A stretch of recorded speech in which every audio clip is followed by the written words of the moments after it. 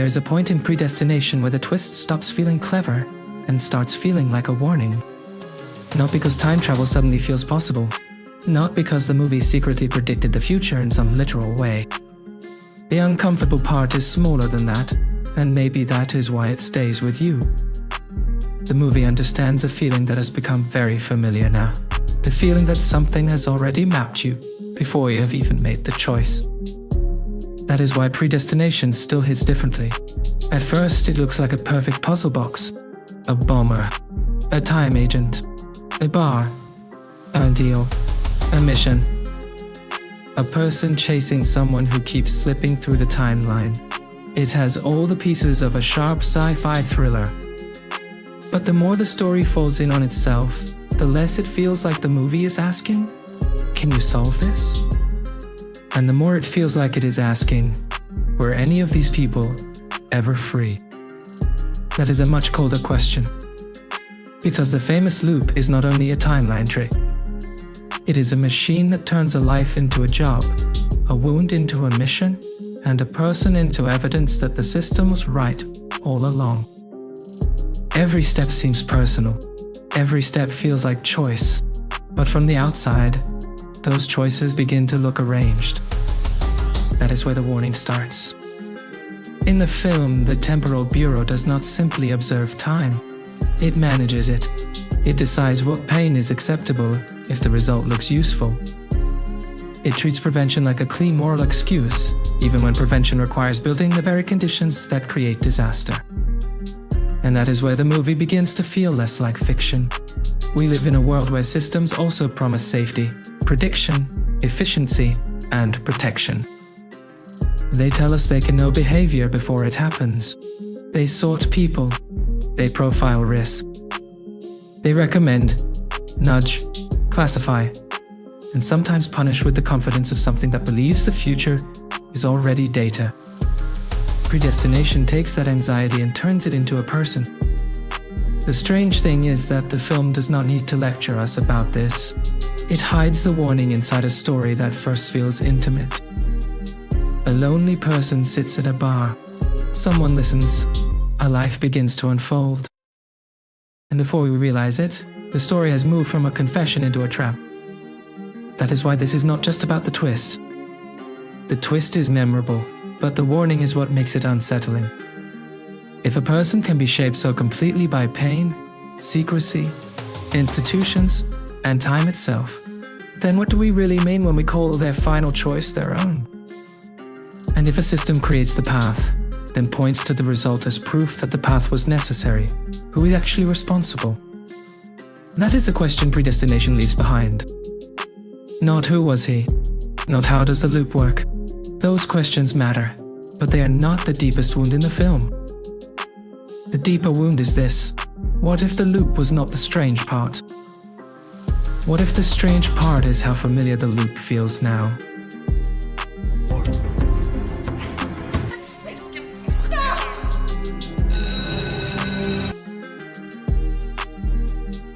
The bar scene looks simple, but it is where the trap learns how to sound human. That is one of the smartest things Predestination does. It does not begin its deepest idea with a diagram of time travel. It begins with someone talking. A person sits down, carries too much bitterness, and slowly starts telling a story that feels too painful to be just information. John is not giving us exposition. He's trying to locate the place where his life went wrong. That matters, because the movie's warning would not work if Jane and John felt like pieces on a board. The film needs us to hear the life before we see the mechanism. It needs the story to feel personal before it becomes impossible. So the bar becomes many things at once. It is a confession room. It is a recruitment office. It is a stage. And by the time we understand what is really happening, it also feels like a door that only opens in one direction. There is something very American about that form of storytelling. One person telling a life story across a counter, like a late-night interview, a podcast confession, a personal essay that slowly becomes a nightmare. The intimacy makes the science fiction easier to enter. It is not cold at first. It is conversational. It almost feels safe. But safety is the mask. John talks about Jane, and the story moves backward into loneliness. The orphanage. The feeling of being different. The desire to be chosen. The hope that ambition might become an escape route. Jane wants a future, not as an abstract idea, but as proof that life can become something other than rejection. That is what makes the later machinery feel cruel. The system does not find someone empty. It finds someone already reaching for meaning. And that is where the film becomes more than a puzzle. Because every institution Jane encounters seems to measure her before it understands her. The world keeps asking what she can be used for, where she fits, whether she qualifies, whether her body, mind, and future make her valuable to someone else's plan. Even before the temporal bureau fully enters the story, the logic is already there. People become categories before they become people. The bar scene lets that logic unfold quietly. The bartender listens, but his listening is not innocent. He already belongs to a system that knows more than it says. And that makes the scene disturbing in hindsight. What looks like empathy may also be extraction. What looks like a stranger offering attention may actually be a person guiding another person toward a role the loop already requires. That is why the conversation feels different once you know the film. The first time, you might listen for clues. The second time, you hear the machinery under the sympathy. The pauses feel sharper. The questions feel less casual. The story is not simply being told, it is being placed back into motion. And maybe that is the first emotional warning of the film. Systems do not always control people by force. Sometimes they control people by understanding their wounds. They listen carefully. They learn the shape of the need. Then they offer a path that looks like choice, while quietly making sure the path leads where the system needs it to lead. In Predestination, the bar is not just a place where the past is explained. It is where a life story becomes usable. You're about to embark on the most important. I see. The choice was yours. Jane is not just abandoned. Jane is processed. That word feels cold, but the film keeps returning to that coldness. Jane's life is full of rooms where people evaluate her. Rooms where someone decides whether she qualifies. Rooms where her future is discussed as if it is a file. The tragedy is not only that Jane feels different. The tragedy is that every difference becomes something other people try to manage. This is where the film needs to be handled carefully. The most unsettling part of Jane's story is not something to treat as a shock twist. It is about agency. It is about what happens when a person's body, identity, and future are redirected by decisions made around them, not with them. The film uses science fiction, but the emotional core is human. Who gets to decide what a person becomes? That question is why Predestination connects so strongly to modern American conversations, without needing to become a political speech. Bodily autonomy, identity, medical authority, institutional power, the right to define oneself. These are not distant topics. They are part of the cultural air. But the movie is strongest when it stays intimate. It does not need to announce a position. It shows a person whose life is repeatedly handled as material. Jane wants belonging. Jane wants to be seen. Jane wants a place where being different becomes strength instead of exclusion. The space program seems like it might offer that. It offers a dream shaped like escape, a future above ordinary life, a role that rewards discipline, intelligence, and endurance. But even that dream has a condition. Jane is being evaluated not as a whole person, but as a possible fit for a system. That is the pattern. Don't. Again and again the story turns vulnerability into usefulness. Jane's isolation makes her selectable. Her unusual body makes her narratively important to the loop. Her pain becomes the raw material of a future mission. The tragedy is not that she lacks strength. The tragedy is that her strength becomes something others can exploit. That is also why the film feels sadder after the twist. Once you know the loop, every early scene gains a second meaning. The orphanage is not only an origin, It is a placement. The rejection is not only social pain, it is part of a narrowing path. The medical transformation is not only an event. It becomes another step in turning a person into the version the Bureau can use. And the cruelest part is that none of this removes Jane or John's will completely. That would be too simple. The film is more disturbing because it lets the character choose inside conditions that were already poisoned. The choices are real at the level of feeling. The anger is real. The love is real. The longing is real. But the environment around those choices has been arranged so carefully that freedom becomes difficult to separate from design. That is the warning. A system does not have to erase your choices to control you. It can shape the room where choices happen. It can limit the doors. It can name the pain. It can call the result destiny. Predestination turns that idea into a loop, but the feeling is not only science fiction. It is the fear that by the time you become yourself, someone else has already decided what that self is for. I don't get out and meet a lot of new people. Sick fuck.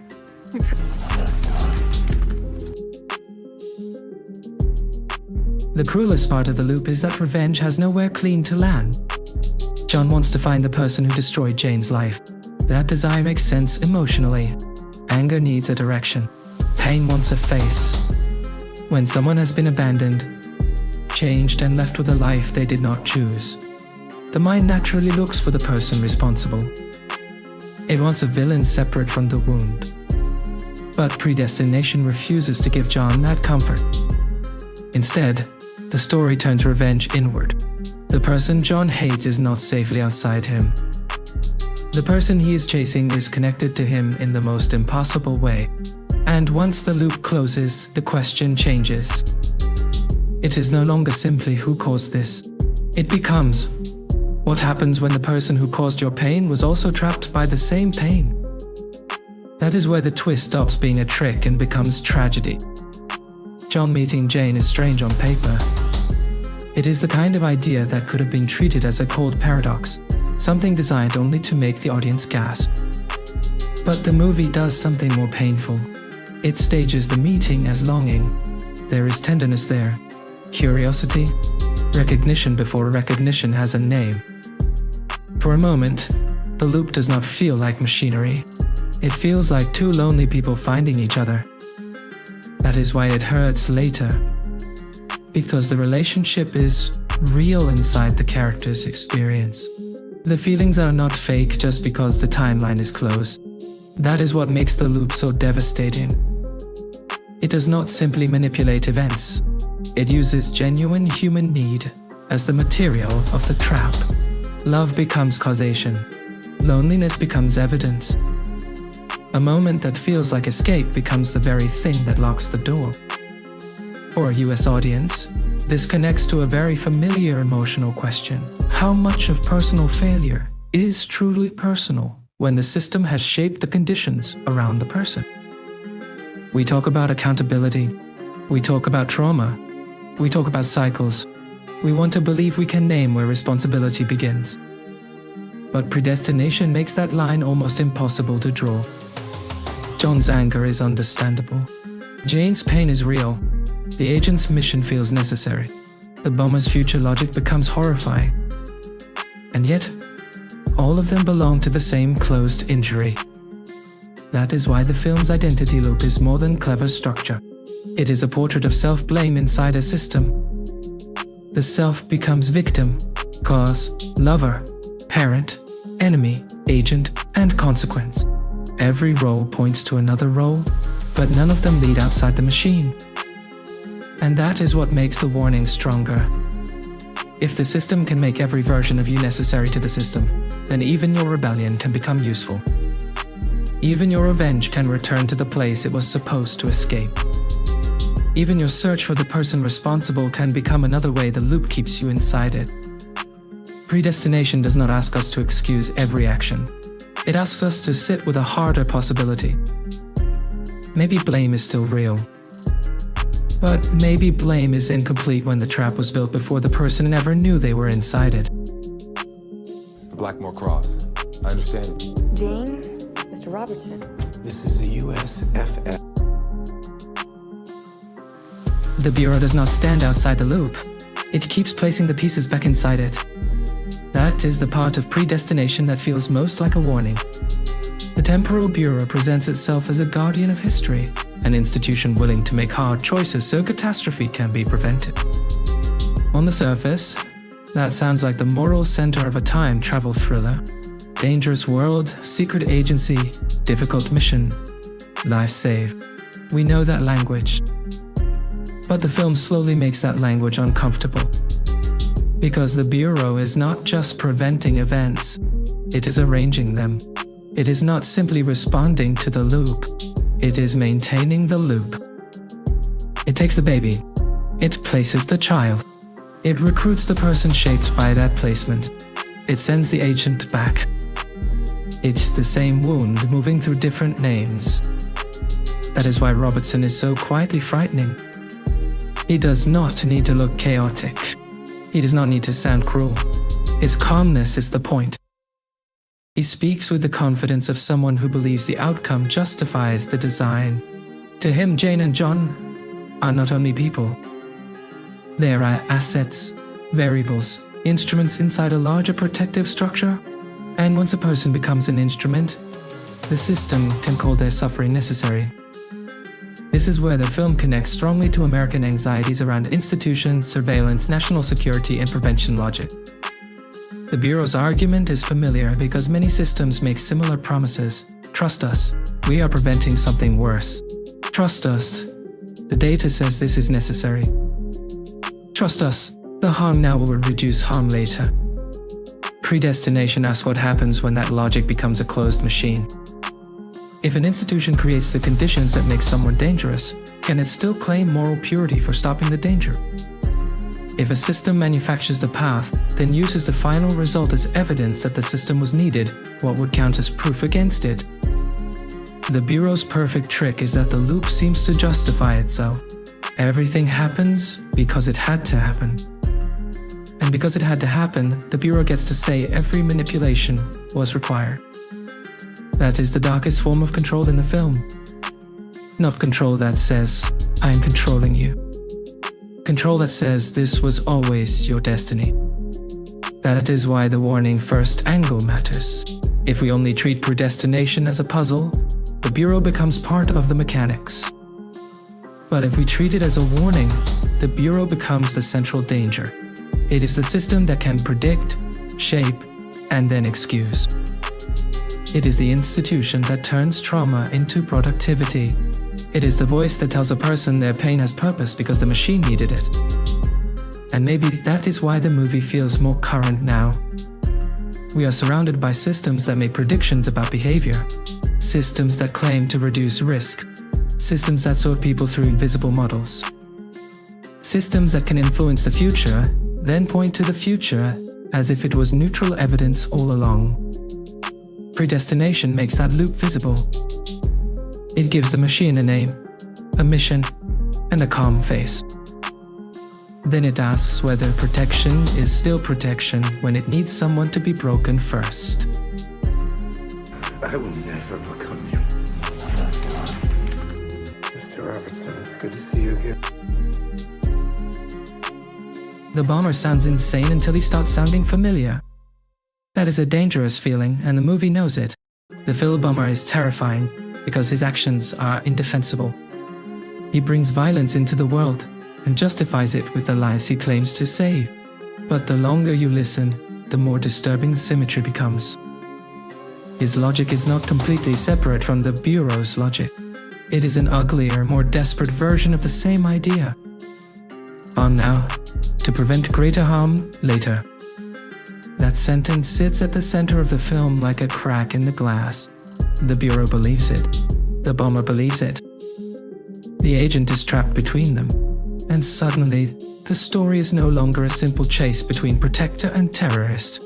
It becomes a mirror. The bomber thinks he has seen the pattern. He believes he is acting with terrible necessity. He has become a person so consumed by prevention that present lives turn into numbers against future disasters. That is monstrous. But the Bureau also uses prevention to justify present manipulation. It just does it with cleaner rooms, official language, and institutional confidence. That contrast matters. Because the film is not saying the bomber is right. It is showing how moral certainty can become dangerous when someone believes the future has already excused them. Whether that certainty belongs to a broken individual or a powerful institution, the result can become terrifyingly similar.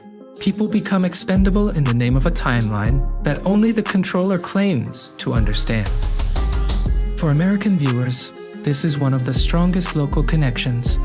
Public safety, state power, surveillance, terrorism prevention, predictive risk, moral trade-offs. These are not abstract. They are part of how modern societies argue about harm. How much control is acceptable if it promises safety? Who gets to decide what future is worth preventing? Who pays the price when prevention becomes a machine? Predestination does not answer cleanly. It does something more unsettling. It turns the final villain into the future self of the person sent to stop him. That reveal is famous, but again, the reveal is not the deepest point. The deeper point is that the agent is not meeting a stranger. He is meeting the destination of the path. The bomber is what the loop produces when pain, mission, certainty, and isolation keep folding into the same person. He is not outside the system. He is the system's final argument returning with a gun. That is why the confrontation feels so bleak. If the agent kills the bomber, has he stopped the future, or has he performed the action that keeps the future intact? If he rejects the bomber's logic, is he also rejecting the Bureau's logic, or only the version of it that has become too ugly to look at? And if both sides justify harm through prevention, where does the moral difference actually begin? The film leaves the viewer in that discomfort. That discomfort is the point. Because predestination is not only asking whether time can be changed. It is asking what happens to a person when every institution, every wound, and every future version of themselves keeps saying the same thing. This had to happen. That is a terrifying sentence. It can sound like destiny. It can also sound like control. Inspiration is the key to success. It made me who I am.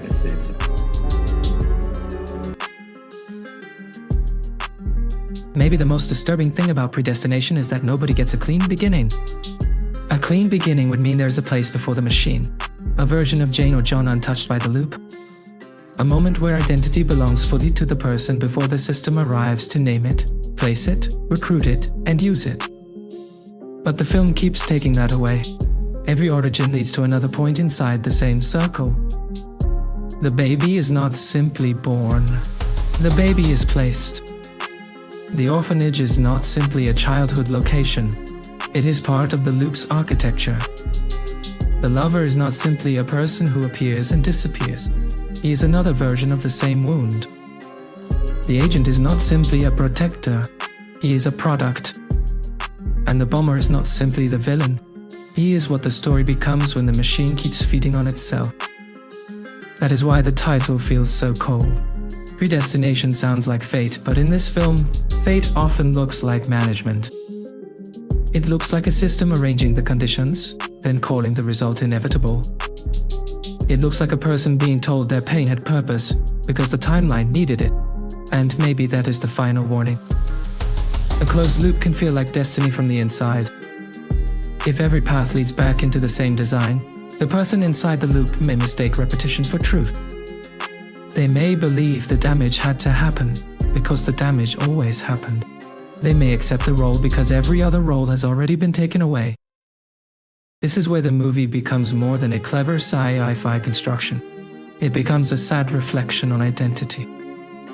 Not identity as a simple label, but identity as something shaped by memory, injury, institutions, and the stories people are forced to tell about themselves. Jane, John, the agent, and the bomber are not just plot positions. They are versions of a person trying to make meaning from a life that never had an untouched origin. And that is why the warning reaches beyond the film. Modern systems also tell us they can know us. They predict what we will click, where we might go, what we might buy, what risks we might represent, what future we might become. They do not need time machines to create loops. They only need enough data, enough authority, and enough confidence to shape the conditions around choice. Predestination turns that fear into cinema. It takes prediction and makes it personal. It takes control and makes it intimate. It takes a system and shows us the person living inside it, trying to find the first moment that truly belonged to them. Maybe that moment does not exist in the film. And maybe that is why it lingers. Not because the timeline is hard to solve. Not because the twist is shocking. Those things matter, but they are not the final echo. The final echo is quieter. A person looking for who they are, only to find that every answer has already been touched by the machine. That is the thought Predestination leaves behind. If a system can shape the beginning, manage the wound, direct the revenge, recruit the survivor, and define the threat, then maybe the most frightening question is not whether the future can be changed. Maybe the frightening question is whether the self ever had a chance to begin outside the loop.